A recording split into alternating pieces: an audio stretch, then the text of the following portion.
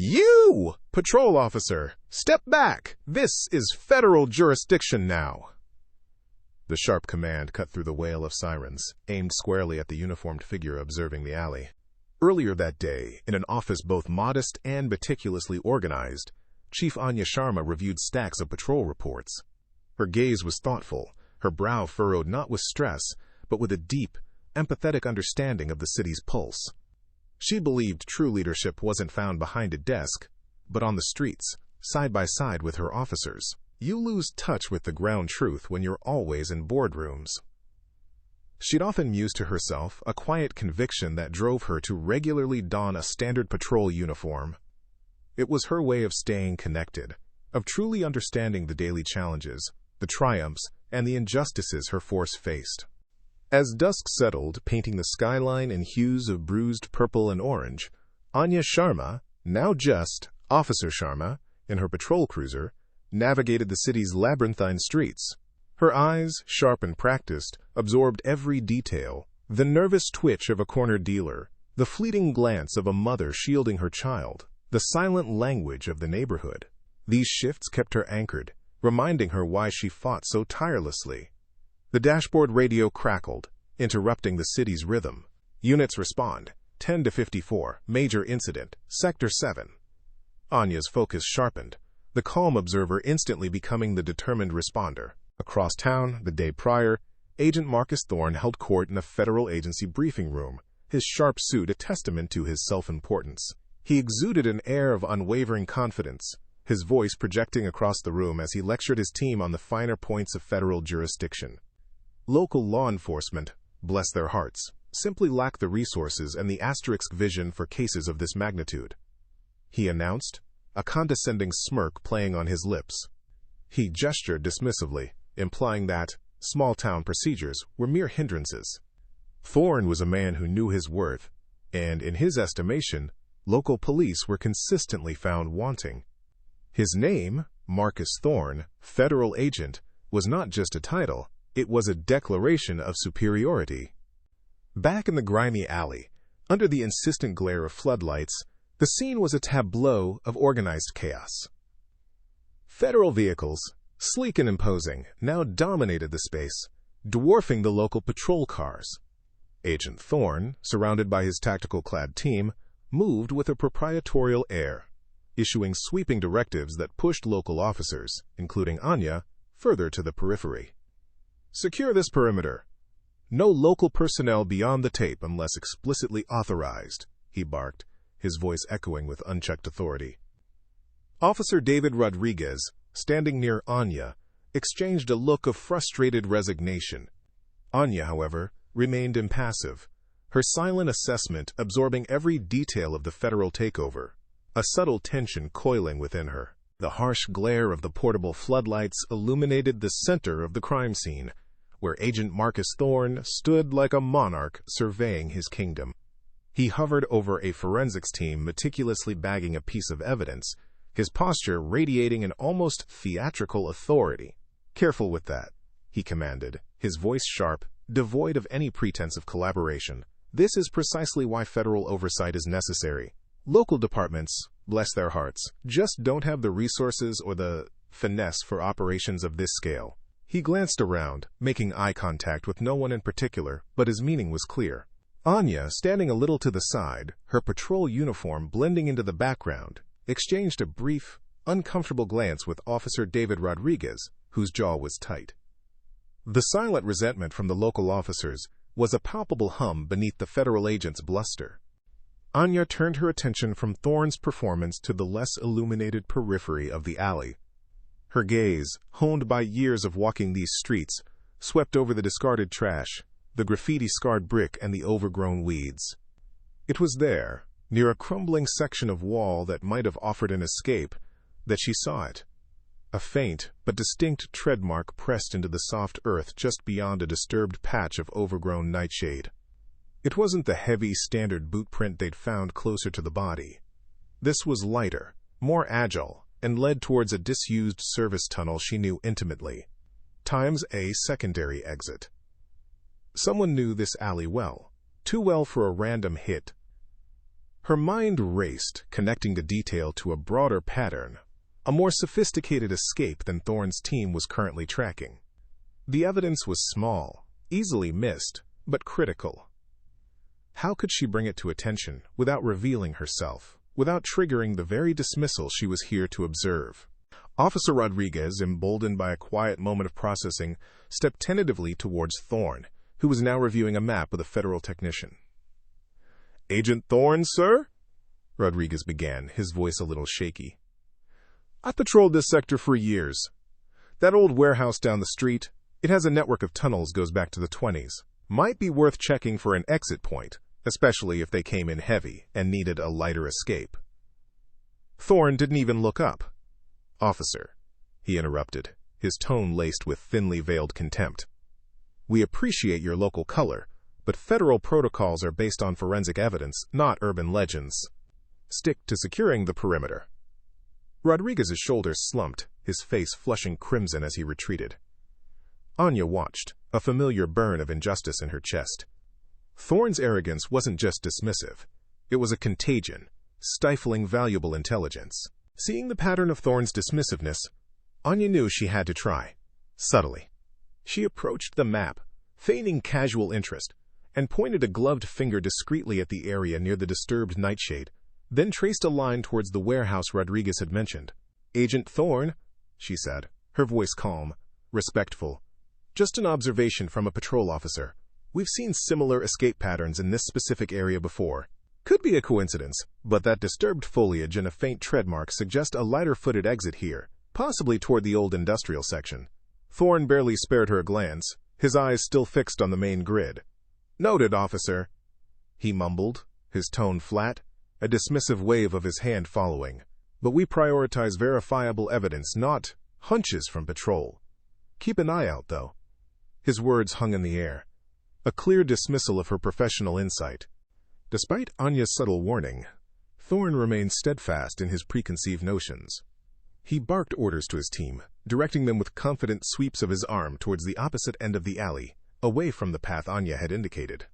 "Focus on the main exit points," he commanded. "No time for chasing ghosts from local folklore." Anya watched, a cold dread coiling in her gut. She knew, with chilling certainty, that a crucial piece of the puzzle, perhaps the most critical, was being deliberately overlooked. The weight of potential consequences, the thought of the perpetrator slipping away due to Thorne's unchecked ego, pressed down on her. Her jaw tightened, a silent alarm screaming in her mind.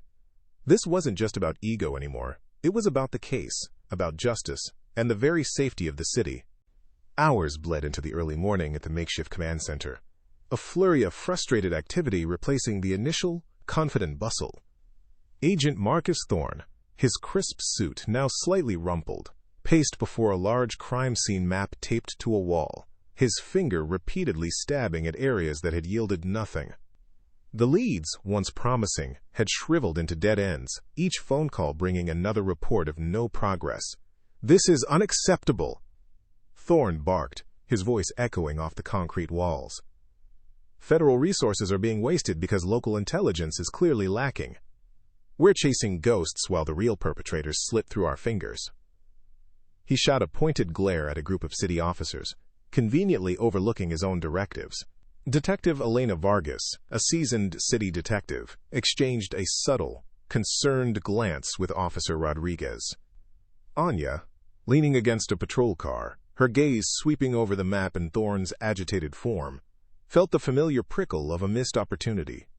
His own oversight, the detail she'd pointed out, was now a gaping hole in their stalled investigation. Anya retreated to a quiet corner, the rhythmic thrum of distant sirens a counterpoint to her internal debate. The flickering emergency lights cast long, dancing shadows, mirroring the conflict within her. As chief of police, her oath was to protect this city and its people. Her undercover shifts were meant to provide insight, not to jeopardize active investigations. But here, a critical piece of evidence, one that could break this case wide open and prevent further harm, was being ignored, dismissed by an arrogant outsider. To maintain her cover now meant potentially sacrificing justice, putting her city at risk.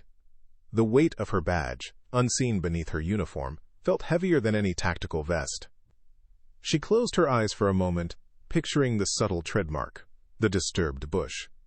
Her determination, a quiet but unshakable force, began to outweigh the strategic necessity of staying hidden.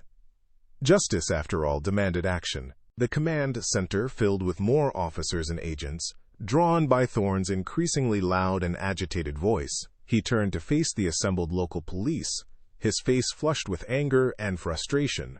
"Frankly, your lack of foresight is astonishing," he declared, his voice cutting through the hum of radios. "These are your streets, your neighborhoods, and yet we're operating blind because of what appears to be a fundamental inability to gather actionable intelligence." He singled out the patrol officers, his gaze lingering on Rodriguez, who visibly flinched. "Perhaps if you spent less time on coffee breaks and more on proactive policing, we wouldn't be in this mess." Anya felt a cold burn spread through her chest. Her officers, dedicated men and women who knew these streets intimately, were being publicly shamed for Thorne's own blind spots.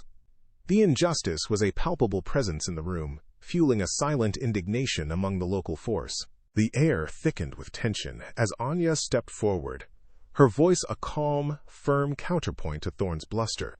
"Agent Thorne," she began, her tone measured, "I believe we might be overlooking a specific area. Near the alley's eastern perimeter, there's a patch of disturbed earth and a unique treadmark. It aligns with a pattern I've seen in other local incidents, suggesting a possible escape route we haven't processed." She kept her explanation concise, factual, carefully avoiding any language that would betray her true rank. Thorne, caught off guard by her directness, bristled. His jaw tightened, and he took a step closer, his eyes narrowing. "Are you advising me, officer?" he asked, a sneer twisting his lips. "Because last I checked, patrol officers aren't in the business of directing federal investigations. We follow leads, not local hunches." The eyes of everyone in the room were now fixed on them, a silent challenge, hanging heavy in the air. Thorne let out a harsh, dismissive laugh, the sound grating in the tense silence. "Look, officer, I appreciate your enthusiasm, but honestly, stick to traffic tickets. We have actual professionals handling this." He waved a dismissive hand. "My team. Ignore any local gossip about disturbed bushes. We're focusing on credible intelligence, not speculative theories from a patrol cop." His words were a final, insulting blow, a brick wall against reason. Anya watched him turn away, her jaw tightening almost imperceptibly. The last opportunity to easily correct his grave error, to prevent what she knew was an impending disaster, slipped away. A new resolve hardened in her eyes, eclipsing the last vestiges of her patience. Thorne had crossed a line, not just with her, but with the safety of her city. The time for subtle intervention was over. What happens when unchecked arrogance meets a ticking clock? A few miles from the original crime scene, in a quiet, tree-lined suburban street, a different kind of tension was brewing. A heavily armed SWAT team, clad in tactical gear, moved with practiced precision, preparing to breach a modest, unassuming family home. Blueprints were reviewed, entry points secured, and weapons readied. Agent Marcus Thorne, now fully in his element, stood with the SWAT commander, a confident smirk playing on his lips. "Intel is solid," he affirmed, tapping a tablet. "This is our guy, he's in there, and he's dangerous." But the intel, meticulously pieced together by Thorne's federal team, was fatally flawed. Based on a hasty analysis and a dismissal of local observations, they were targeting an innocent family. Just then, Anya's patrol radio crackled, a coded alert flashing on the small screen. "Prui's SWAT deployment, 472 Applewood Lane. Intel update. Possible misdirection based on secondary trace evidence. Advise extreme caution." Anya's blood ran cold. Applewood Lane. The very street she'd highlighted. The overlooked detail Thorne had scoffed at. Lives were on the line, not just the suspects, but innocent civilians. Thorne's arrogance had created a critical, dangerous misdirection. Anya slammed her patrol car into drive, sirens blaring to life, a frantic cry echoing through the night. The city lights blurred into streaks of color as she pressed the accelerator, her mind racing. "Dispatch! Confirm SWAT target on Applewood." "What's the latest intel on the perp?" she demanded into the mic, her voice tight with urgency. The dispatcher's calm reply only fueled her dread. "Confirmed. 472 Applewood. Suspected armed and dangerous. Federal lead. ETA to breach, 2 minutes. 2 minutes. That was all the time she had. The overlooked treadmark, the disturbed bush, the subtle inconsistencies Thorne had dismissed as local gossip, they now screamed a different, terrifying truth. Her cover, her carefully maintained anonymity suddenly seemed irrelevant. Duty called, a primal, undeniable summons that transcended rank or uniform. She had to stop him, no matter the cost, no matter who she had to reveal herself to be. Outside the unsuspecting residence at 472 Applewood Lane, Agent Thorne was a picture of unwavering self-assurance. He gestured confidently, his voice a low, authoritative murmur as he gave the SWAT team their final orders. Remember, swift and decisive. No room for error. We've got him cornered. A younger federal agent, a flicker of doubt in his eyes, cleared his throat. Agent Thorne, sir, just to confirm. The trace evidence from the initial scene was a bit ambiguous on the escape route. Are we absolutely certain this is the primary hideout? Thorne scoffed, the dismissive wave of his hand silencing the concern. My intel is rock solid, Agent. Don't second-guess federal findings. Local law enforcement might dither, but we don't. Breach on my command. His smugness was a stark, dangerous contrast to the innocent family unknowingly sleeping inside, their lives about to be shattered by his overconfidence. Suddenly, a blaring siren cut through the tense quiet, followed by the screech of tires. Anya's patrol car skidded to a halt, blocking the SWAT team's entry path. She burst from the vehicle, her uniform disheveled, her voice ringing out with an authority that belied her patrol officer attire. Hold! Halt the operation!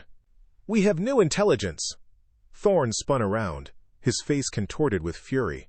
Who the hell are you, a patrol cop? Get back in your car, officer! You know your place!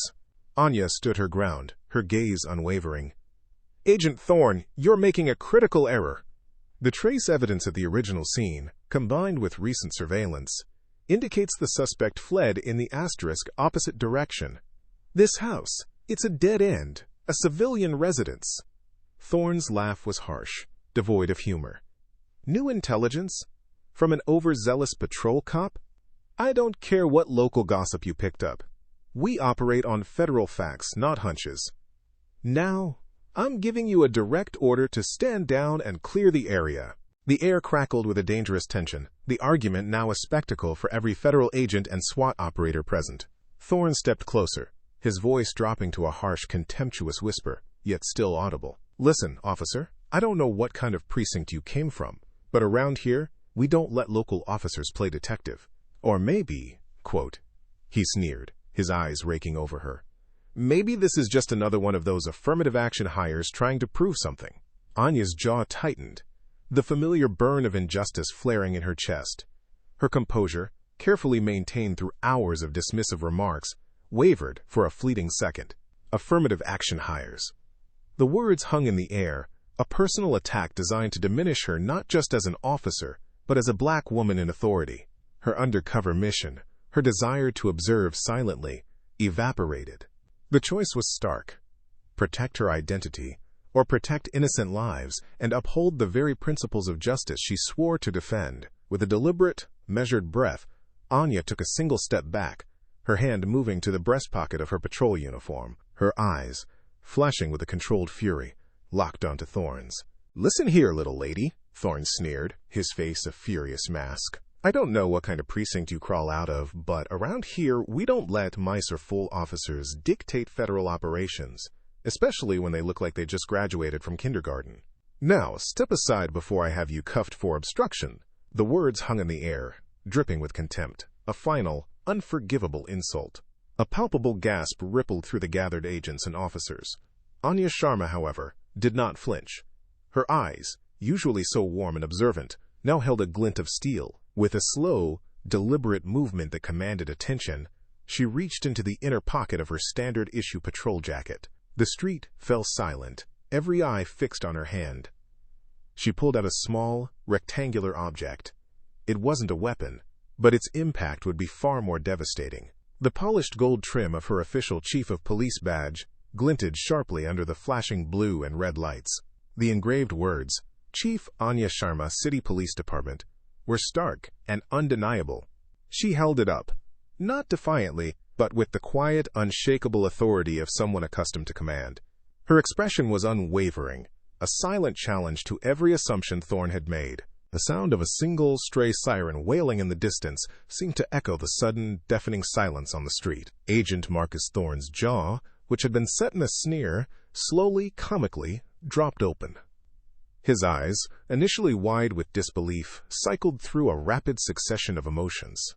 Confusion, a flash of pure, unadulterated horror, and finally, a dawning, gut-wrenching realization. He opened his mouth, but no words came out, only a choked, pathetic sound. The clipboard in his hand, forgotten, slipped from his nerveless fingers and clattered to the asphalt, the sound jarringly loud in the sudden stillness. His arrogance, so recently booming and unchallenged, had not just been shattered, it had been pulverized into dust. The weight of his insults, his dismissals, his prejudiced assumptions crashed down on him, rendering him utterly speechless. He was a man drowning in his own hubris. Anya Sharma's voice, when it finally broke the silence, was calm, clear, and resonated with an undeniable authority that made every head snap to attention. Gone was the unassuming patrol officer. In her place stood a woman of formidable power. "Agent Thorne," she began, her tone measured but firm. "I am Chief Anya Sharma, and I am the chief of police for this city." She paused, letting the words sink in, watching as Thorne's face paled further. "And I can tell you, with absolute certainty, that your team is about to raid the wrong residence, putting innocent lives at risk and allowing the actual suspects to escape. The evidence you overlooked, the local gossip you dismissed, was a crucial piece of this investigation." She gestured towards the innocent house, then back to the subtle detail she had tried to show him earlier. Thorne could only stare, a ghost of his former self. The ripple effect of Anya's revelation spread through the assembled officers and agents like wildfire. Officer David Rodriguez, standing a few feet away, felt his jaw drop, a wide grin of awe and vindication slowly spreading across his face. Detective Elena Vargas, who had seen her share of interagency squabbles, simply nodded, a look of profound respect solidifying in her eyes for the woman she now knew was her chief. The SWAT commander, a grizzled veteran, eyed Thorne with a mixture of confusion, disappointment, and a dawning understanding of the grave error they had nearly made. Whispers erupted among the federal agents, their earlier deference to Thorne replaced by a nervous, almost embarrassed silence. The truth, stark and undeniable, was now out for everyone to see. Without another word to the stunned Thorne, Anya Sharma pivoted, her focus instantly shifting to the crisis at hand. Her demeanor was all business, commanding and efficient. "Commander," she addressed the SWAT leader, her voice cutting through the lingering tension. "Redirect your team. The actual suspects are located 3 blocks east, in the abandoned warehouse on Elm Street. We have a confirmed visual on the unique tire treads I identified earlier, matching the getaway vehicle. Officer Rodriguez, secure this perimeter. Detective Vargas, I need you to coordinate with our dispatch to confirm the new target details for the federal team." Her instructions were rapid-fire, precise, and backed by undeniable facts. The SWAT commander, without hesitation, barked orders into his comms. Thorne, completely sidelined, remained frozen, a monument to his own shattered arrogance, as Chief Sharma seamlessly took full, decisive command. The new location was a derelict warehouse, a stark contrast to the quiet suburban home Thorne had targeted. Chief Anya Sharma moved with the quiet efficiency of a conductor, her voice a calm, steady counterpoint to the adrenaline-fueled chaos. "Perimeter secure, west side first," she instructed the SWAT commander, pointing to a detailed blueprint that had been quickly unrolled. Her intel, derived from that insignificant treadmark and disturbed bush, proved to be precise. Within minutes, the operation was executed flawlessly. The actual suspects, caught entirely by surprise, were apprehended without incident, their stash of stolen goods and weapons recovered. The SWAT commander, a man of few words, met Anya's gaze with a subtle nod. "Chief," he said, his voice low. "That was quick thinking. Lives saved." Anya simply offered a brief, professional smile, Back at the original crime scene, the federal agents were dismantling their command center, their earlier bluster now replaced by a hushed, almost ashamed silence. Agent Marcus Thorne stood alone, a figure of crumpled arrogance, his crisp suit now disheveled, his eyes darting. Anya approached him, her uniform still pristine, her demeanor composed. "Agent Thorne," she began, her voice professional but firm. "Your misdirection nearly led to a catastrophic raid on an innocent family. Your disregard for local intelligence, your dismissal of established procedure, and your personal insults jeopardized not only this investigation but the lives of civilians and officers alike."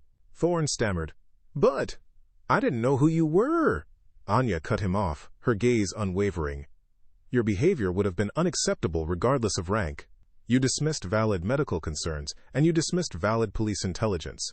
That is the problem." Moments later, Anya entered the mobile command unit, where Director Miller, the federal liaison, waited. The air was thick with unspoken tension. Anya delivered her report, concise and factual, detailing Thorne's actions, her intervention, and the critical evidence he had overlooked. "Director Miller," she concluded, "the potential for civilian harm was immense. Interagency respect is not a courtesy. It is a fundamental requirement for effective law enforcement." Miller listened, his face grim, occasionally interjecting with sharp, pointed questions. "Chief Sharma," he said, finally, his voice heavy, "your report is clear. This is not a matter we take lightly." He acknowledged the seriousness, the potential repercussions, his gaze reflecting the weight of bureaucratic consequence. Anya then gathered her local officers in a hastily cleared section of the crime scene. Officer Rodriguez and Detective Vargas stood among them, their faces a mixture of relief and newfound pride. "You all handled yourselves with incredible professionalism tonight," Anya stated, her voice carrying a quiet strength. "Your dedication to the city, your local knowledge, and your ability to remain steadfast in the face of undue pressure are what truly protect our community. Never let anyone diminish your contributions. True leadership listens, respects, and values every single member of the team, regardless of their uniform or perceived rank." Rodriguez met Vargas's eyes, a silent exchange of vindication and profound respect passing between them, a renewed sense of pride settling over the force. Later that night, in a sterile federal agency office, Agent Marcus Thorne sat before his superior. His face was pale, his shoulders slumped. The terse commands were delivered with chilling finality. He was summarily relieved of duty from the ongoing case. An immediate internal investigation into his conduct was initiated, with a clear warning of severe repercussions. The weight of his actions, the public humiliation, and the sudden, brutal loss of his authority visibly crushed him. He offered no protest, no argument. The once confident, arrogant federal agent was reduced to a silently defeated man, the consequences of his prejudice and hubris settling upon him like a suffocating blanket. Days later, the sterile hum of a federal agency conference room replaced the chaotic energy of the crime scene. Agent Marcus Thorne sat rigidly at a polished oak table, facing a panel of three stern-faced individuals. Director Miller, his usually affable federal liaison, now grim, and two representatives from Human Resources. Thorne's crisp suit felt like a straitjacket, and the lines around his eyes seemed etched deeper by the weight of the past few days. Director Miller, his voice devoid of its usual warmth, began. "Agent Thorne, we're here to review the incident report from the recent joint operation. Multiple witness statements, including those from Chief Sharma and several of her officers, detail a pattern of professional misconduct, insubordination, and, most disturbingly, discriminatory remarks." The HR representative, a woman with an unyielding gaze, leaned forward. "Specifically, Agent Thorne, your comments regarding local officers playing detective and affirmative action hires are considered egregious and in direct violation of agency policy." Thorne shifted, visibly uncomfortable, his jaw clenched, but offered no immediate defense. I didn't know," Thorne finally stammered, his voice tight with a mixture of fear and lingering indignation. "I didn't know she was the chief of police. I thought she was just a patrol officer. Overstepping." Director Miller's response was immediate and sharp, cutting through Thorne's weak excuse. "And that, Agent Thorne, is precisely the problem. Your behavior would have been unacceptable regardless of her rank. Your dismissal of valid intelligence and the subsequent endangerment of an innocent family was a direct result of your refusal to listen, to respect, and to acknowledge expertise that didn't fit your preconceived notions. The HR representative added, her tone unwavering. Your actions created a hostile work environment for local officers and jeopardized a critical operation. Ignorance of rank does not excuse prejudice or incompetence. Thorne flushed, but the fire of his arrogance had been effectively doused, replaced by a sullen resentment. Director Miller pushed a stack of papers across the table, his gaze firm. Given the severity of your actions and the documented pattern of dismissive behavior, the panel has reached a decision. Thorne braced himself, his shoulders slumping. You are suspended without pay for 2 weeks, effective immediately. Furthermore, you will undergo mandatory sensitivity training and professional development courses focusing on interagency cooperation and inclusive leadership. Miller's voice hardened. Any recurrence of such conduct, Agent Thorne, any further complaints regarding your respect for colleagues or your judgment in the field, will result in immediate termination. Is that understood? Thorne sat in silence, defeated, the weight of his professional downfall settling heavily upon him. He merely nodded, unable to meet Miller's gaze, the reality of his shattered authority sinking in. Meanwhile, in her quiet, orderly office across town, Chief Anya Sharma looked out her window at the city lights. The incident with Agent Thorne had been unpleasant, a necessary disruption to her undercover work, but it had also been vital. She reflected on her oath, on the responsibility she carried not just for her city's safety, but for the morale and integrity of her force. Prejudice, she knew, was a silent cancer, eroding trust and compromising justice. Her decision to intervene, to break cover, had been a calculated risk, but one that had paid off. Her resolve was now stronger, a quiet steel reinforcing her commitment to lead by example, ensuring every officer, regardless of their uniform or background, felt seen, heard, and valued. Back at the local precinct, a subtle but profound shift had occurred. The story of Chief Sharma's undercover reveal, of her taking down the arrogant federal agent, had spread like wildfire.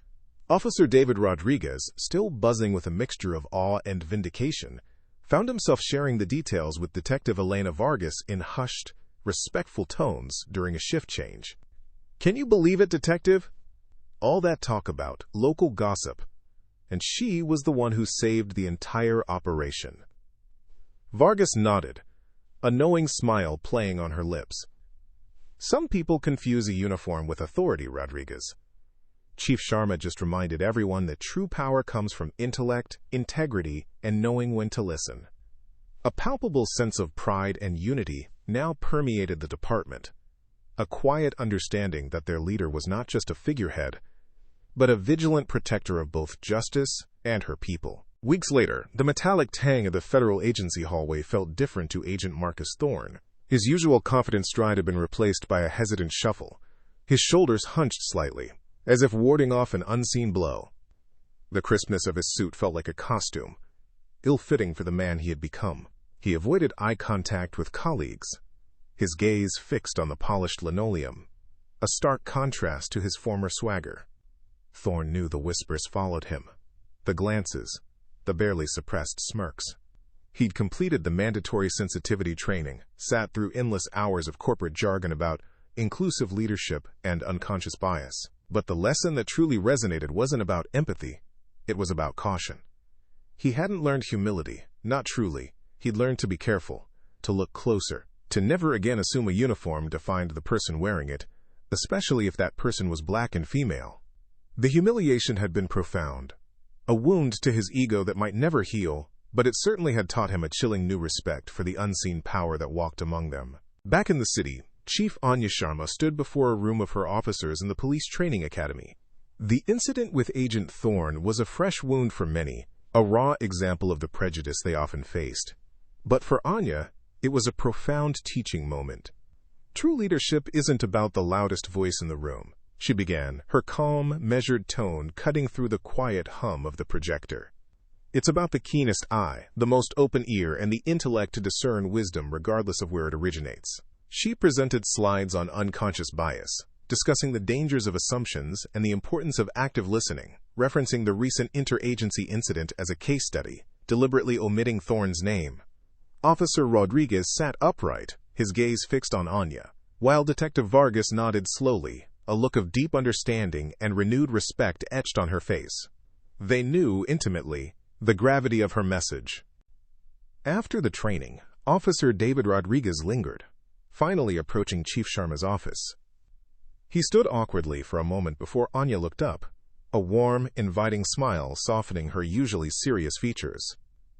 "Chief," he started, his voice a little unsteady, "I just wanted to say thank you for that training, and for what you did out there.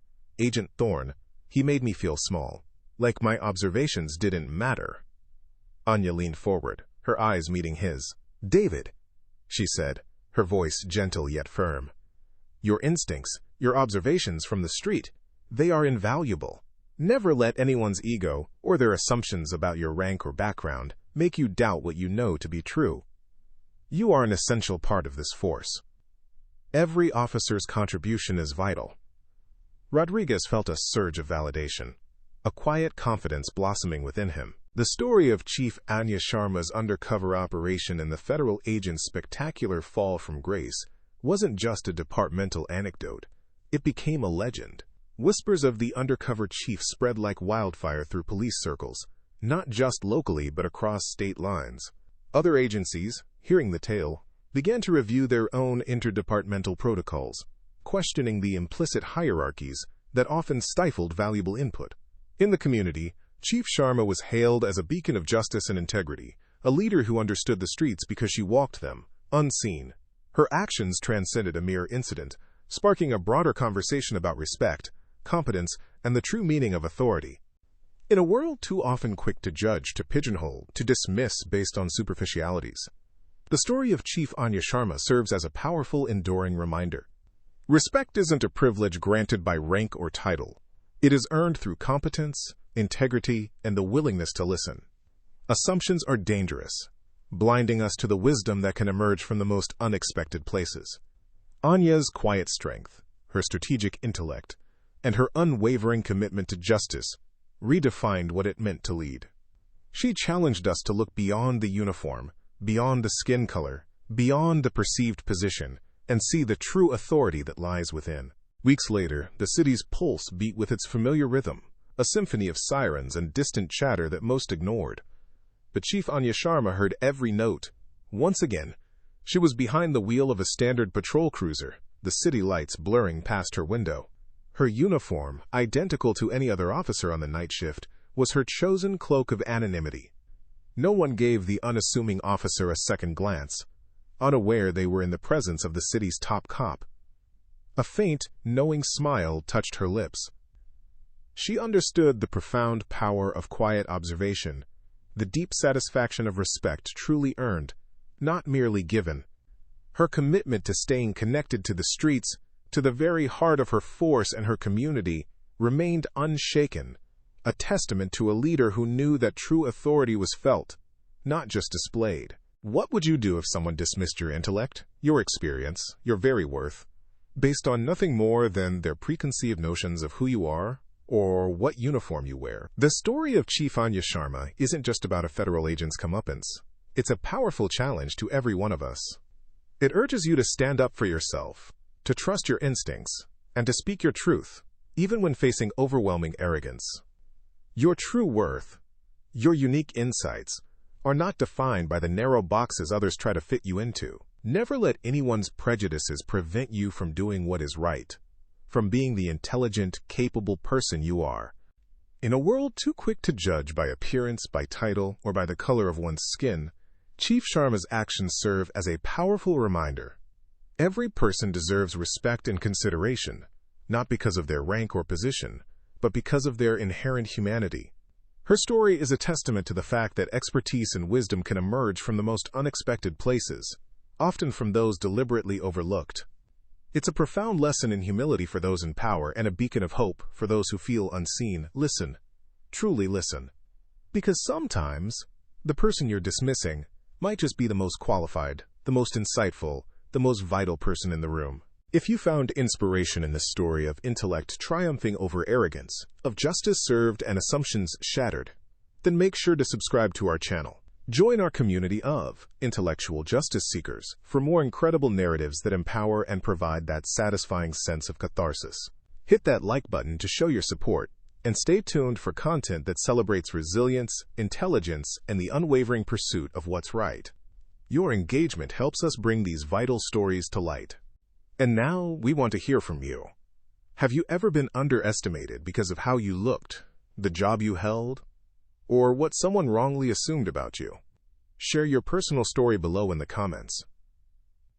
Let's create a space where every voice is valued, every experience is respected, and every instance of quiet strength is celebrated. Your story matters. Share it, and remind us all that true authority is often found in the most unexpected places.